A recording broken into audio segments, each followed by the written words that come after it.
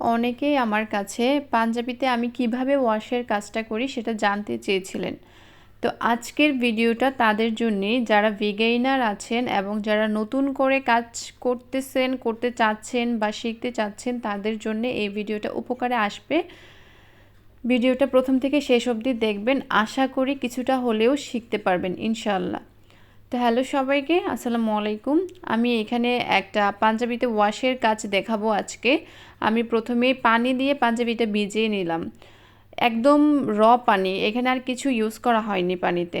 আর পানি দিয়ে পাঞ্জাবিটা ভিজিয়ে নেওয়ার পর আমি এখানে আমার কালারটা ইউজ করতেছি। আমি যেই কালার দিয়ে ওয়াশটা চাচ্ছি সেই কালারগুলো দিয়ে আমি এখানে ওয়াশটা করে নেব।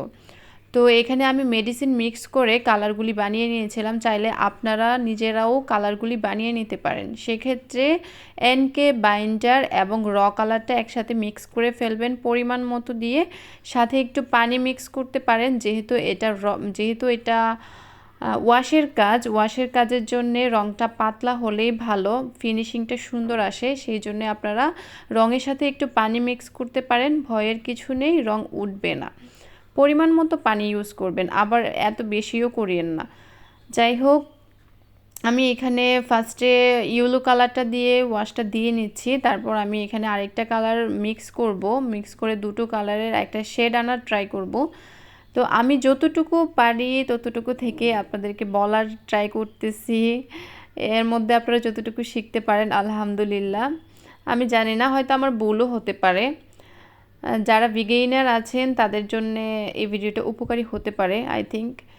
তো আপনারা যতটুকু ওয়াশ চাচ্ছেন তার থেকে একটু বেশি পানি দিয়ে ভিজিয়ে নেবেন, এবং রঙটা ইউজ করার সময় পানি যতটুকু ইউজ করেছেন আপনারা তার থেকে একটু কমটা রং ইউজ করবেন। তাহলে হবে কি, পানি প্লাস রঙটা একসাথে মিশে একটা সুন্দর একটা ফিনিশিং আসবে।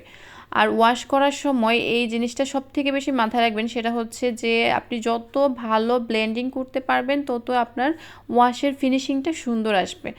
তো আপনারা যেমনই ওয়াশ চান, এখানে তো আমি দুটো কালার ইউজ করে একটা শেড আনার ট্রাই করেছি। আপনারা যদি একটি কালার ইউজ করেন বা দুটো বা তিনটি যতটা ইচ্ছা আপনারা ইউজ করতে পারেন, সেক্ষেত্রে ব্লেন্ডিংটা একটু সুন্দর করে করবেন।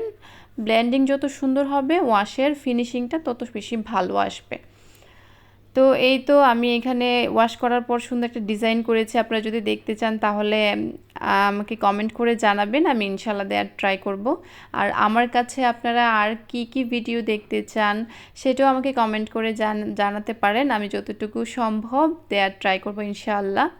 আর হচ্ছে সামনে ঈদ চলে আসছে, ঈদের জন্যে যারা পাঞ্জাবি অর্ডার করতে চাচ্ছেন কিংবা কাপল সেট কম্বো সেট অর্ডার করতে চাচ্ছেন তারা প্লিজ আমাদের পেজ ইনবক্স করে ফেলবেন। আপনারা আপনাদের পছন্দ মতো সাইজ, ডিজাইন সব কিছু কাস্টমাইজ করে নিতে পারবেন। সবাই ভালো থাকবেন।